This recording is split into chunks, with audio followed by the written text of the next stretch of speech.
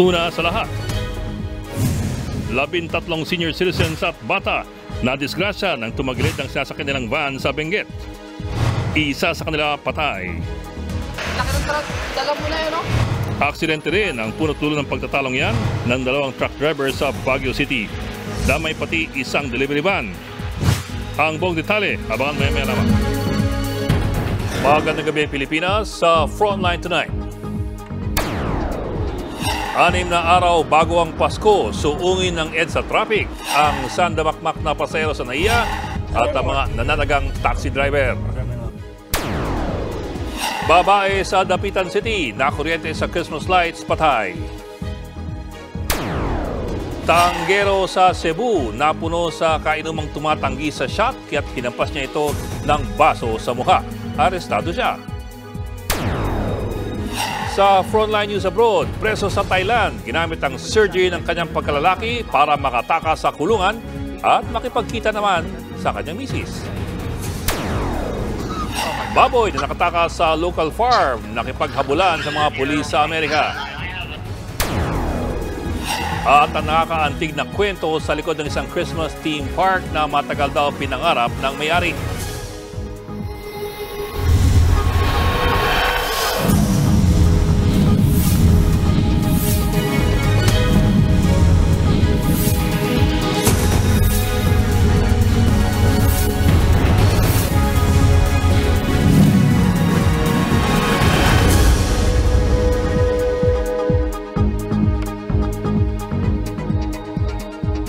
Kung kailan magpapasko sa kanaman kabi-kabila ang mga disgrasya sa kalsada, gaya ng tumagilid na van sa Benguet na may 13 sakay na pao mga bata at senior citizens, isang lolo ang patay.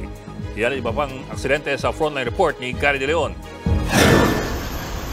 Tumagilid ang van na ito sa kabaan ng Marcos Highway sa Sitio Salpang sa Tuba, Benguet kagabi. Ang mga sakay ng van humandusay at napaupo na lang sa gitna ng kalsada. Sugatan ng 9 na senior citizen at 3 bata na paong mga residente ng Laguna.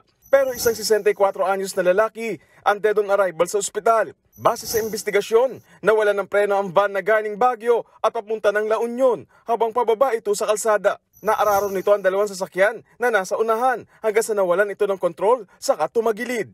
Wala naman nasaktan sa masakay na mga nabanggan sa sakyan. Hawak na ng pulisya ang 63 anyos sa driver ng van. Tumanggi siyang humarap sa kamera. Pero bago raw siya umalis ng Baguio, ay maayos pa ang kondisyon ng van. Hindi na raw magsasampa ng reklamo ang pamilya ng nasawi laban sa driver. Anong truck, dala mo na yun, no? Sa Baguio City naman, nagtalo sa gitna ng kalsada ang 2 truck driver na yan. Nabangga kasi ng truck ng isa pang delivery truck na nagmamaniobra noon sa tapat ng isang bus terminal. Wasak ang harapang bahagi na nabanggang truck. Ayon sa driver na nabanggang truck, uminit ang ulo niya dahil tila sinisisi pa siya sa aksidente. Parang ako pa lumalabas sa mga ngayon na may kasalanan, siya na nga bumangga sa akin. Depensa naman ng driver ng kabanggang truck na walang siya ng preno. Nagmanobra kasi sa karsada, alanganin na rin ako. Hindi ko na kayang pigilin. Talagang ganun, kumisan talaga, hindi natin sukat akalain. Nadamay rin sa banggaan ang isang delivery van. Wala naman sugatan sa aksidente pero nagdulot ito na mabigat na traffic. Nakikipag-negosasyon pa ang 2 driver kung mag-aaregluhan sila. Nagbabalita mula sa Frontline, Gary De Leon, News 5. Nakuryente sa Christmas lights ang isang babae sa Dapitan City sa Zamboanga del Norte na kanyang ikinamatay. Base sa investigasyon, umupo sa railings ang biktima at nahulog sa bahagi kung saan maraming Christmas lights. Doon na siya nakuryente. Natunghayan po yan ng 5 taong gulang niyang pamangkin. Dead on arrival sa ospital ang biktima. Namasyal sila sa plaza sa Dapitan City para panoorin sana ang light show ng lungsod. Iniimbestigahan na ng LGU ang pangyayari. Sa ngayon, tutulong sila sa gastos sa pagpapalibing sa biktima. Nagkainitan sa inuman sa Cebu naman. Napuno ang isang tanggero ng tanggihan ng kainuman ang inaalok niyang shot. Ang ending, hinampas niya ito ng baso sa mukha. Nasa Frontline Balitang yan si John Alawa. Nakabenda ang mata at noo, may mga bakas din ng tuyong dugo sa muka. Ganyan ang itsura ni Dante Sagome nang dumulog sa presinto sa Naga City, Cebu noong linggo. Anya, ito ang sinapit niya sa inuman. Base sa investigasyon, nagalit ang suspect na si Eric John Baron Nang tumanggi si Sagome sa alok na tagay, tinabig umano ng biktima ang baso. Dito na uminit ang ulo ni Baron kaya hinampas niya ng baso sa muka ang biktima. Giit ng suspect, insulto raw yun. Sa lakas ng pagkakahampas, sugatan ang kanang muka ni Sagome. Hindi na ako tumanggap kasi lasing na ako. Hinampas ako ng baso, naimatay nga ako. Agad namang sumuko sa mga otoridad ang 30 taong gulang na suspect. Pero giit ni Baron, gumanti lang siya dahil una siyang inatake ni Sagome. Tagayan ako siya niya, gisumpag ko niya. Sinuntok niya kasi ako nung tinagayan ko siya, kaya hinampas ko siya ng baso.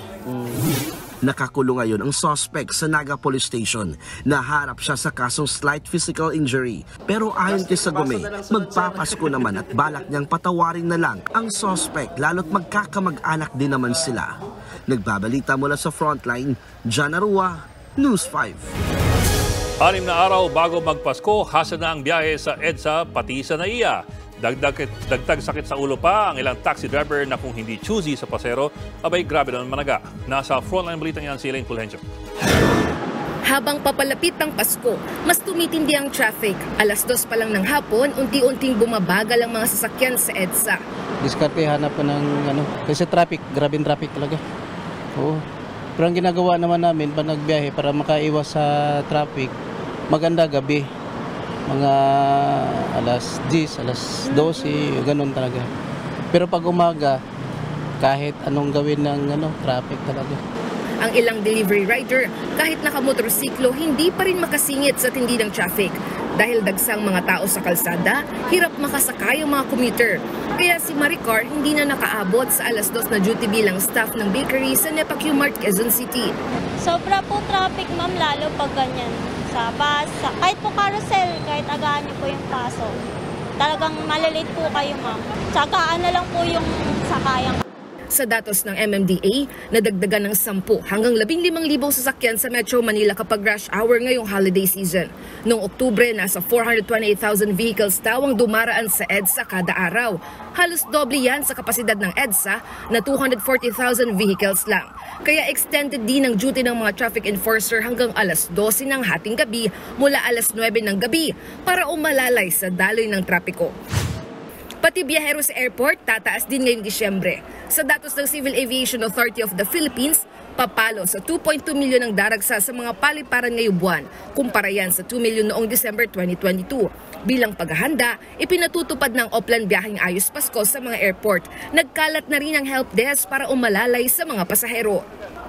Dahil maraming pasahero, pahirapang makasakay ang mga balikbayan sa airport, gaya ng OFW na si Lorelei. Wala siyang sundo, kaya coupon taxi ang sinakyan pa uwi ng Bulacan. Ang singil sa kanya, umabot ng 1,390 pesos. Nitong weekend, nag-viral ang isang Pinoy netizen at ang foreigner niyang kasintahan na siningil ng 10,000 pesos ng taxi driver mula NAIA Terminal 3 hanggang Terminal 4. Napakiusapan daw itong ibaba sa 5,000 pesos. Ang Land Transportation Office magkakasa ng Oplan Pasaway para tutukan ang mga namimili o choosy na taxi driver pati yung mga kolorum. Pero pumalag dyan ang ilang tsuper. Unawaan din ng mga driver. Bakit? Pagod din talaga. Mahirap din paikot-ikot sa Maynila. Para kahit papano'y maging masaya ang Pasko ng mga nasa lansangan, namahagi ng Christmas tree ang MMDA sa mga riders sa EDSA Cubao kanina. Ang tawag po namin dito sa programang ito ay ticket or treat. Pag pasaway po at mga kamote, tinitikita natin. Pero pag sumusunod po sa batas trapiko, yung ating po ng mga nagmumotorsiklo, ay ating pong binibigyan ng grocery pack. Nasa 300 riders ang nabigyan ng regalo ngayong araw. Nagbabalita mula sa Frontline, Elaine Fulgencio, News 5. Ito pa ang isang hassle, posible raw magkakrisis sa tubig sa susunod na taon. Pero may tiyak naman ang Manila Water at ang Maynilad. Nasa Frontline balitang yan si Shala Francisco. Sino bang hindi makakalimot sa pila-baldeng eksenang ito nung kasagsagan ng tag-init noong 2019? Higit 12 milyong Maynilad at Manila Water customers ang nakaranas ng water crisis na nagsimula noong Marso pero lumala noong Hunyo hanggang katapusan ng taong iyon. El Nino rin noon kaya sumadsad ang level ng tubig sa Angat Dam na siyang kinukuhanan ng supply ng tubig ng dalawang kumpanya ng tubig. Ang kalbaryong yan pinangangambahang maulit ngayong may banta ulit ng matinding tagtuyo. Ngayong araw, nasa 213.24 meters ang level ng tubig sa Angat Dam na mas mataas kumpara kahapon. Sa level na ito, kaya naman daw mapunan ang kailangang demand sa tubig hanggang ikalawang quarter ng 2024 kung kailan nakikitang magtatagal ang El Nino. Pero babala ng DNR, ibang usapan na raw kung mas magtatagal pa dyan ang matinding tagtuyot. If the El Nino event next year progresses, intensifies, or even extends further than June, then it will be a major problem for Metro Manila. Sa tansya ng Metropolitan Water Works and Sewerage System o MWSS, posibleng bumaba pa sa 180 meters ang level ng Angat Dam sa pagtatapos ng June 2024. Minimum operating level yan ng dam kung saan hindi na binibigyan ng supply ang irigasyon dahil nakatuon muna sa pagsusupply ng tubig sa mga bahay sa Metro Manila. Pero tiwala ang MWSS na handa sila. Hindi po natin masasabi ngayon yung magiging epekto po sa ating customers. May possible po na bawasan yung ating allocation from Angat Dam. So kung mabawasan po yung allocation natin from Angat Dam, ay nakaprepare po kami. Isang taon po natin itong pinaghahandaan at nakapag-ipon po tayo this year at umabot pa nga ng above our target elevation na 212 meters. So meaning, magiging kampante tayo. Git parang MWSS, may dagdag water sources nang itinayo ang Maynilad at Manila Water para di masyado umasa sa Angat Dam. Kabilang dyan ang sa Laguna Lake, sa mga ilog sa Marikina at Cavite, at sa mga deep well at pagkumbri ng mga taga sa tubo. Lampas 1 milyong customers ang tinatayang magbenepisyo sa bagong water sources bukod sa Angat Dam. Kaya mismong Maynilad at Manila Water na ang nagsabi, malabong maulit ang 2019 water crisis. Regardless of kung ano man yung magiging reduction na to, kailangan matapatan namin ng mga mitigating actions para po masiguro na walang interruption na mararanasan. Or kung magkakaroon man in extreme condition, ay pipilitin namin na sa gabi lang siya mangyayari. There are so many lessons learned na kumbaga na para ma-prevent na maulit-uli ito. Pero apela ng water concessionaire sa publiko, tumulong sa pagtitipid sa tubig. Nagbabalita mula sa Frontline, Shaila Francisco, News 5. Bukas ang Hamas sa diskusyon para muling magkaroon ng ceasefire or tigil putukan. Ang Israel naman nakafocus sa pag-rescue sa mga hostage. Nasa Frontline balita ngayon si Camille Samonte. Sila ang 3 Israeling bihag ng militanteng grupong Hamas sa Gaza. Sa videong inilabas ng Hamas, nagmamakaawa ang 3 senior citizen na palayain na. Hirap na raw kasi sila lalo't ang ilan sa kanila may malalang sakit. Agad itong kinundena ng Israel. Tinawag pa ito ng tagapagsalita ng Israeli Army na isang criminal terror video. Patunay raw ito kung gaano kawalang awa ang Hamas sa mga inosente at senior citizen na kailangan ng pagpapagamot. Tiniyak ng gobyerno ng Israel na ginagawa na nila ng paraan para mapalaya ang mga bihag. Tumutulong naman daw ang Amerika para mabawasan ang tensyon sa pagitan ng Israel at Hamas at para mabawasan ang karahasan sa mga sibilyan. Our support to Israel's right to defend itself is ironclad. We had great discussions about the status of the campaign, about goals and objectives, and about how to reduce harm to civilians in the battle space. Muli namang iginiit ng Israel na wala silang balak kontrolin ng Gaza. Israel will not control Gaza in any civilian way.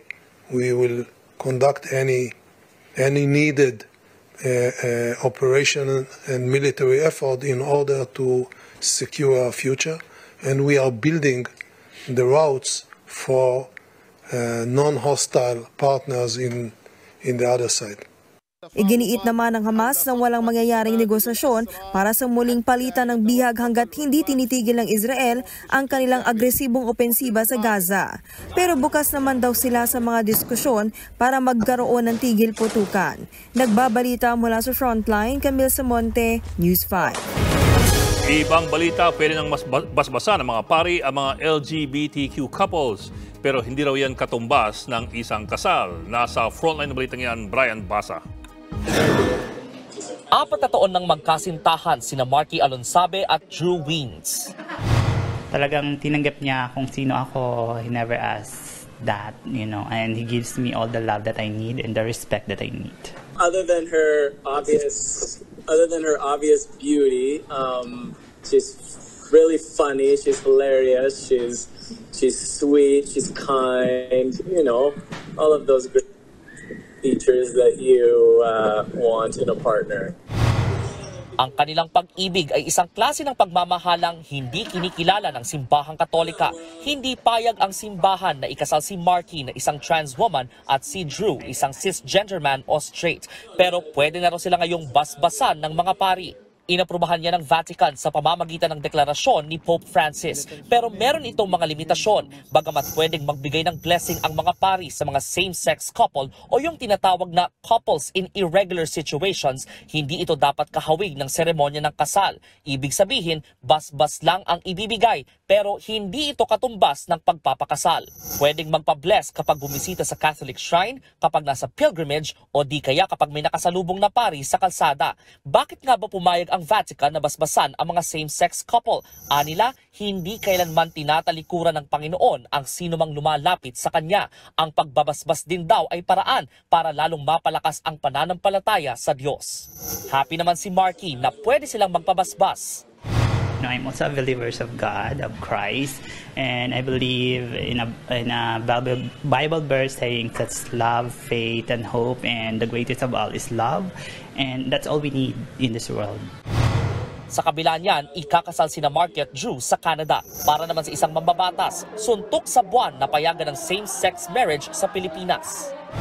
Naniniwala pa rin ako that the Filipino families still believe in the culture of the family na ibig sabihin nun is between a man and a woman. Hindi ko alam kung ano magiging resulta nito.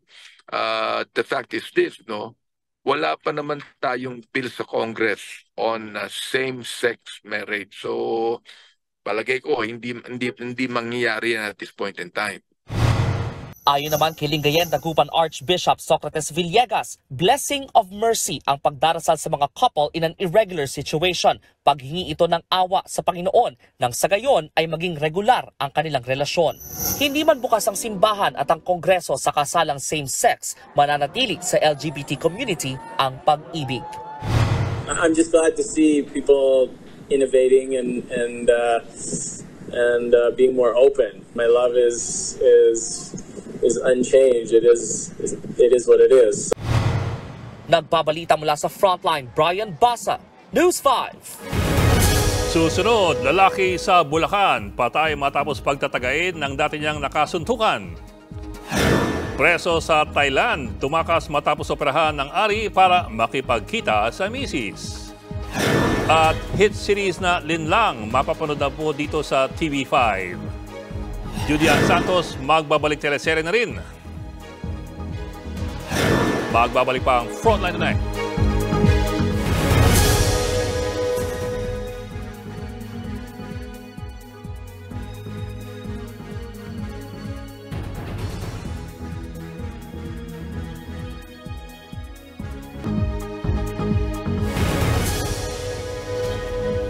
Walang habas na pinagtataga sa loob ng kanyang bahay ang isang padre de pamilya sa San Jose del Monte sa Bulacan. Ang suspect, dati na niya nakaalitan. Nasa frontline ng balitang yan si Hannibal Talete.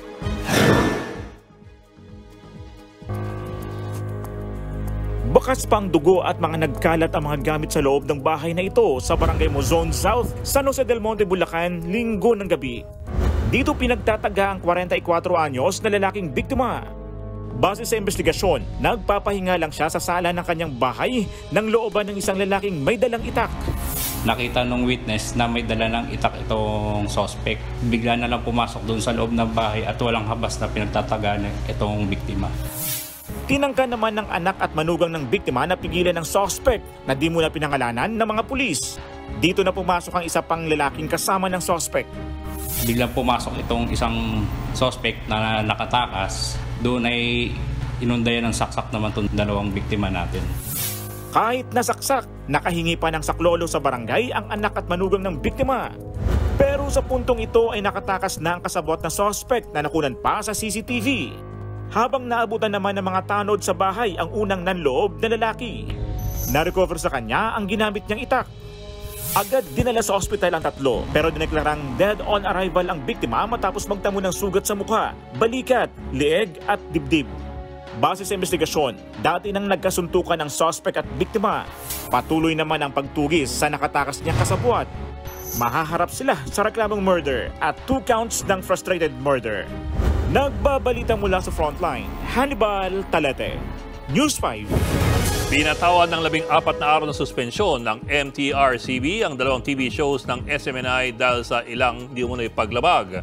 Suspendidong programa nilang Laban Kasama ang Bayan. Sa isang episode ito, tinalakay ang hindi raw verified na impormasyon tungkol sa 1.8 billion pesos travel funds umano ni House Speaker Martin Romualdez. Suspendido rin ang gikan sa masa para sa masa ni dating Pangulong Rodrigo Duterte. 2 episodes daw ng programa ang nireklamo ng death threat at bastos na pananalita sa nalabag daw sa standards ng broadcast content. Kapon pa epektibo ang suspensyon. Pinagpapaliwanag ng MTRCB ang SMNI kaugnay nito. Samantala, hindi na raw uubra ang mga diplomatic protest na inihain ng Pilipinas laban sa China kaugnay sa tensyon sa West Philippine Sea. Kaya naman gusto na ni Pangulong Bongbong Marcos ng bagong estratehiya. Nasa frontline ng balitang yan si Camille Samonte. In a poor direction, ganyan ilarawan ni Pangulong Bongbong Marcos ang kasalukuyang diplomatic efforts o ugnayan ng Pilipinas sa China tungkol sa usapin ng agawan ng teritoryo sa West Philippine Sea. Sa panayam sa Japanese media sa kanyang pagdalo sa ASEAN-Japan Commemorative Summit sa Tokyo, sinabi ng Pangulo na little progress o bahagya lang ang pag-usad sa mga tradisyonal na hakbang na ginagawa ng Pilipinas sa mga insidente sa West Philippine Sea. Partikular na tinukoy ng Pangulo ang pagpapadala ng mga note verbal at mga demarche o formal na liham sa China na ilang taon na raw na ginagawa ng ating gobyerno. Kaya sabi ng Pangulo, kailangan na ng paradigm shift o bagong strategiya at konsepto para tugunan ang mga isyu sa West Philippine Sea lalo't nagiging agresibo raw ang China. Sabi naman ng China, handa silang makipagtulungan sa Pilipinas sa pamamagitan ng pakikipag-usap o dialogue. Pero hindi nagbabago ang posisyon ng Beijing at iginiit nito na ang Pilipinas ang nagpapalala ng tensyon sa South China Sea. Sana raw mapagtanto ng Pilipinas na walang kahihinatnan ang pagdepende o pag-alyansa natin sa ilang malalaking bansa sa pagresolba ng isyu. Nauna nang sinabi ni PBBM kahapon na hindi siya sang-ayon sa panawagan ng ilang mambabatas na pauwiin na lang sa China si Ambassador Wang Zelian. Ginagawa lang naman din daw ni Ambassador Wang ang kanyang trabaho at hindi magbabago ang posisyon ng China kung mag-iiba man sila ng kinatawan sa Pilipinas. Pero para kay Senator J.V. Ejercito na isa sa mga nanawagang pauwiin ng Chinese Ambassador, hindi nakakatulong si Ambassador Zelian sa pagresolba ng issue sa West Philippine Sea. Sa halip na mag-pacify being a diplomat, kaya nga diplomat sila, he should be the line, no, between the two countries, no, yung China, his country, and host country, which is the Philippines. Instead of pacifying, he's adding fuel to the fire. May suspecha rin ang senador na binabayaran ng China ang ilang Pilipino para maging pro-China at magpakalat ng propaganda. Wala pang pahayag ang Chinese Embassy ukol dito, pero iginiit nito na ginagawa ni Ambassador Wang Zelian ang lahat para mapabuti ang ugnayan ng dalawang bansa. Nagbabalita mula sa Frontline, Camille Samonte, News 5. Umakyat na sa 120 ang patay sa lindol sa China, habang sa Iceland naglalagablab ang pumutok na bulkan. Yan ang Frontline News Abroad ni JC Cosico.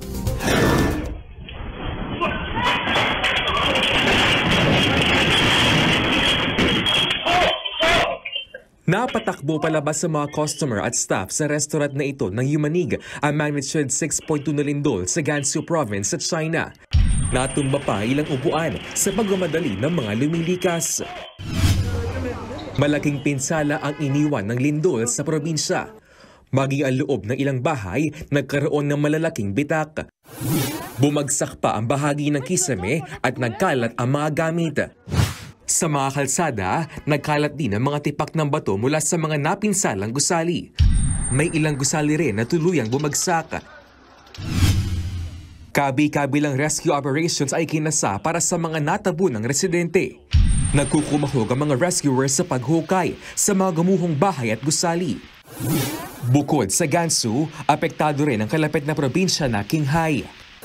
Mismo si Chinese President Xi Jinping na ang nag-utos na pabilisin ang rescue operations at paghahatid ng tulong sa mga apektado ng lindol. Nagmistula namang nagliliwanag na fountain ang bulkan na ito sa Iceland dahil sa pagbulwak ng lava. Ilang linggo nang namamonitor ang mataas na aktibidad sa bulkan pero tuluyan itong pumutok nitong Lunes. Tanaw din ang makapal na usok at liwanag ng lava mula sa isang kalapit na bayan. Sa ngayon ay ligtas pa naman ang sitwasyon sa mga lugar malapit sa bulkan. Nagdulot lang ng delay sa ilang flight ang pagputok ng bulkan pero bukas pa rin ang airport sa bansa. Nagbabalita mula sa Frontline, JC Cosico, News 5.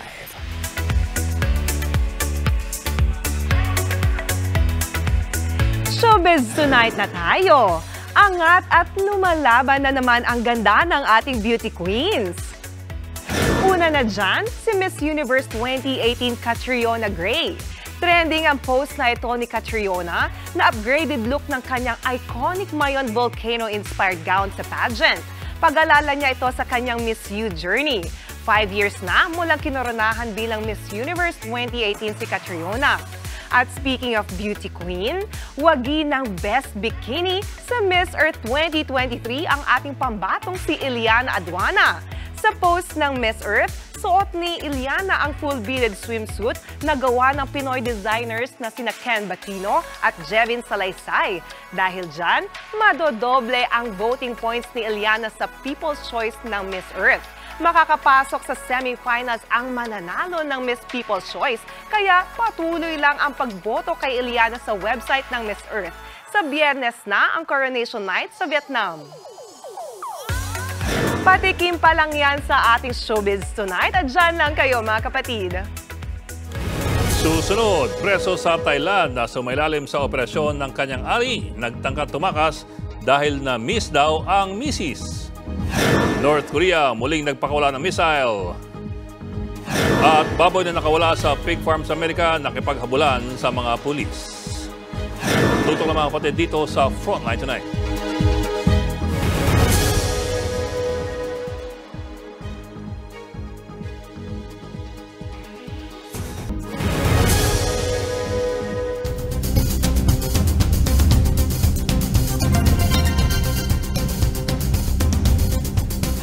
Nagtangkang tumakas sa Thailand ang isang preso matapos sumailalim sa operasyon ang namaganyang ari. Ang dahilan niya ng pagtakas, na-miss daw niya ang kanyang misis. Natong Frontline Report ni Reynel Pawid. Sa pool sa CCTV na ito ang tangkang pagtakas ng presong yan sa isang ospital sa Chonburi, Thailand nitong December 9. Na-ospital ang presong si Thanapa Mayod dahil sa namaganyang ari. Bago nakulong, sumailalim kasi siya sa operasyon para mapalaki ang kanyang pagkalalaki. Matapos ang operasyon, dinalaw siya ng kanyang misis. Pero ayon sa mga pulis, palihim na nagdala ito ng bolt cutter para sa kanyang mister. Ito raw ang ginamit ng presong si Mayod para putulin ang kanyang posas na nakakabit sa kama. Hindi na nakuhanan pa kung paano ito nakatakas sa kanyang kwarto. Pero sa CCTV na ito, makikitang nakababa na ang preso sa unang palapag ng ospital. Iika-ika siyang maglakad at nakakatheter pa nga. Sa ulat ng mga pulis, lumusot sa bintana ng first floor ng ospital si Mayod para tumakas. Pero matapos ang 28 oras na paghahanap, natuntun din ang preso na nagtatago sa itim na bag sa rooftop ng ospital. Agad din siyang dinala sa emergency room dahil sa kanyang kondisyon.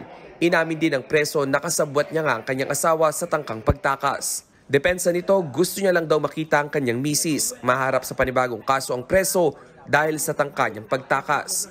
Arestado rin ang kanyang misis. Pinaimbestigahan naman ang 2 security guard na nagbantay sa preso. Nagbabalita mula sa Frontline, Reynel Pawid, News 5. Nagsagawa ng joint combat drills ang Amerika at ang South Korea kasunod ng missile launch ng North Korea. Ayon sa Seoul, kahapon nagsimula ang Joint Special Operations Exercises.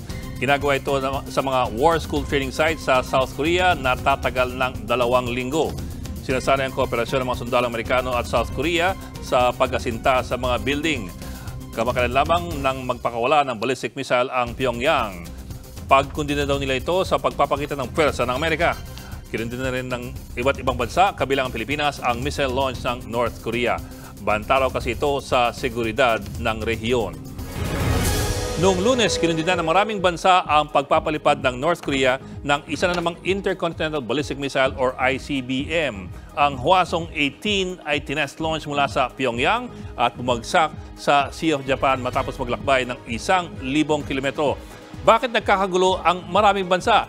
Kung tutuusin, ang ICBM una pong naimbento noon pang mga 1959. Dahil ang Hwasong 18 ayon sa Japanese Defense Ministry ay kayang lumipad ng layong 15,000 kilometers. Ibig pong sabihin, kayang-kaya nitong abutin ang US mainland.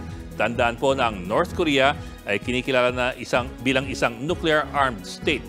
Ano ba itong ICBM o Intercontinental Ballistic Missile? Ang ICBM ay isa pong uri ng long-range missile na may range ng hanggang 5,500 or 5,500 kilometers. Anong klaseng rocket ang may ganyan karaming rocket fuel? Yan po ang sikreto ng ICBM. Ang ICBM po ay hindi umaasa lamang sa powered flight. Katunayan po, ang unang bahagi lamang ng lipad niya ay rocket-powered. Ang una po ay ang booster phase kung saan papali pa rin ang ICBM sa langit gamit po ang booster rocket. So halimbawa po mula dito at pag ganun po, yan po yung powered flight. Ang pangalawa po ay suborbital flight, dito na po sa taas, sa kalawakan kung saan nagko-correct ng course ang ICBM. At yung pangatlo, yung re-entry phase, kung saan aasa lamang po sa gravity ang missile para bumalik sa lupa. Sa makatwid, dito lang talaga sa umpisa kailangan ng powered flight. Bakit kakaiba itong Hwasong 18? Unang-una, ito po ay isang solid-fueled missile na. Hindi po gaya ng mga mas lumang ICBM na merong liquid fuel na kailangan pang i-load bago paliparin. Ilang oras din kasi yung refueling o yung fueling process kung kailan nanganganib ang missile. Ang solid-fueled rocket mas stable din at mas mahirap i-detect dahil pwedeng palipat-lipat ng kanyang lokasyon. Ngayon, marami-rami na rin po mga bansa ang merong ICBM. Hindi lang po ang North Korea. Pero bakit pa ulit-ulit napatawan ng sanctions ang North Korea dahil sa missile at nuclear programs ito? Ang North Korea kasi ay may reputasyon ng isang rogue state kung saan padalos-dalos lamang ang kanyang mga desisyon. Kaya't marami rin ang nangangamba nung una itong nagkaroon ng nuclear weapons. At ngayon, mas marami nangangamba na meron na po itong nuclear delivery system, yung ICBM. Pero kung tutusin, hindi lang po yung North Korea ang mahilig lumusot sa mga patakaran. Noong dekada 70 halimbawa, inilunsad ang SALT Treaties sa pagitan ng US at ng Russia. Ito po yung Strategic Arms Limitation Treaty. Ang pakay po ng SALT I and SALT II Treaties ay limitahin ang bilang ng mga ICBM na magkabilang panig. Nagkasunod naman sila na huwag nang dagdagan ang mga ICBM. Pero nakahanap din po sila ng lusot. Ang tawag po dito ay ang Multiple Independent Re-Entry Vehicles or MIRV. Sa simpleng paliwanag, para lusutan ang restriction sa bilang ng mga ICBM, gumawa ang Russia at US ng mga modification kung saan mas marami ang nuclear weapons or warheads sa tuktok ng isang missile. So bago po mag-re-entry, kakalas at maghihiwa-hiwalay ang bawat isa po sa mga ito. Sa madaling sabi, hindi nga dumami ang mga nuclear missiles pero dumami naman ang mga nuclear targets na tatamaan. Abangan, nakawalang baboy sa Amerika tinugis ng mga pulis. At 5 milyong Christmas lights nagpaningning sa isang theme park na may malalim na hugot. Tuloy-tuloy ang balitaan dito sa Frontline Tonight.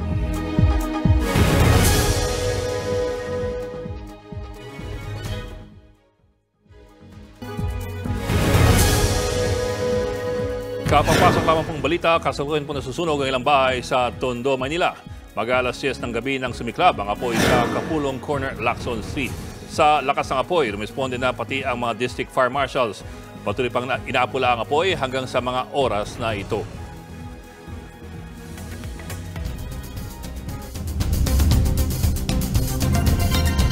Sa Amerika, tila ayaw malechon ng isang baboy sa New Jersey. Well, sino ang gusto? Matapos itong makatakas sa isang pig farm. Sa viral video na ito, makitang hinahabol ng mga pulis ang matakot-takot baboy. Saglit itong tumigil, kaya sinubukan siyang lagyan ng tali. Pero ilang sandali lamang, muli itong tinakbuhan ng mga pulis. Nahuli rin sa kalaunan. Kinilala ang 4 na taong gulang na baboy na si Albert Einstein. Ang umahala niya sa kilalang scientist na si Albert Einstein.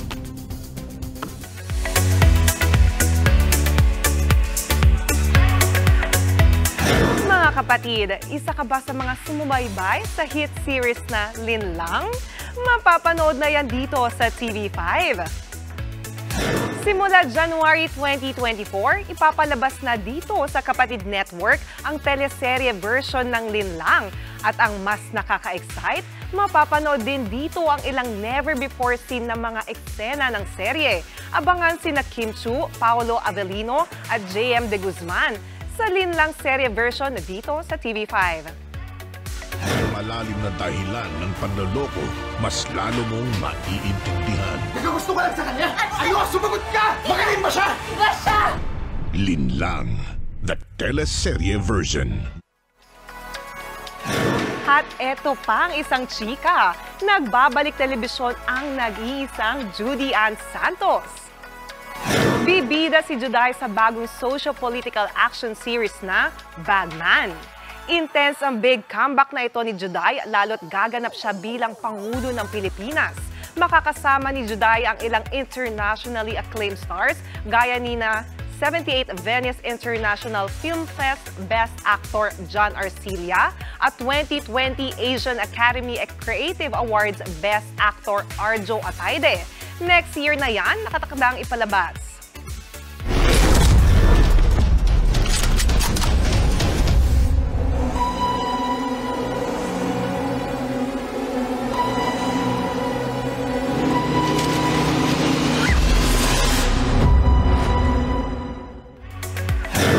At yan ang latest and hottest sa showbiz tonight. Ako si Jania Lipon. Happy Thursday mga kapatid!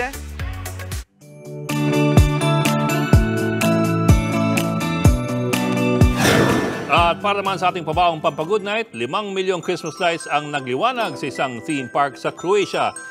Nagugat ang pagbuo nito sa isang childhood Christmas dream. Narito ang report. Sa gitna ng madilim na lugar sa Croatia, namumukod-tangi ang liwanag ng isang Christmas theme park. Ito ang Salayland. 5 milyong Christmas lights ang bumubuhay sa theme park na ito. May tunnel of lights. Ang mga puno, tad-tad ng pailaw. May bridge at mga bahay ding pinailawan ng gilid na tanawang chimenea, kaya feel na feel ang Christmas. Ang theme park ay pagmamay-ari ng Salay family. Ayon sa may-ari, unti-unti niyang sinimulan ang lighting project ng kanilang farm noong 2001. Nag-umpisa lang daw sa 70,000 bulbs ang kanyang koleksyon hanggang sa lumobo sa 5 milyon. Pagtupad daw ito sa kanyang childhood dream na magkaroon ng Christmas tree na hindi agad nangyari dahil maaga siyang naulila sa ina. Taon-taon, 100,000 ang bumibisita sa Salayland para makita ang Mala Festival of Lights. Ang Salayland, simbolo ng pagmamahal ng may-ari sa kanyang magulang at patunay na lahat ng pangarap ay pwedeng makamtan. Nagbabalita mula sa Frontline, Brian Basa, News 5. Paano yung baboy? Nahuli kayo yung baboy? Nakuha na, di ba? Nakuha. Uy, si Albert. Parang gusto mo ata ikaw makahuli dun, ha? Si Albert Einstein. Huwag niyong bibigyan ng pangalan ng baboy na kakatay. Yan ang leksyon dun eh. Albert, it's time. It's your time. Anyway, mga kapatid, 6 na po at Pasko na. Tuesday. Happy Tuesday, guys. Okay. Happy Tuesday. Yan po ang 45 minuto mag-imayos malagang headlines. Malatang diskusyon pa sa paghubog ng matalinong opinyon. Kami yung kasangkasa ng balita. Sa ngalan po ni Melos Baños, ako po si Ed Lingao. Magandang gabi.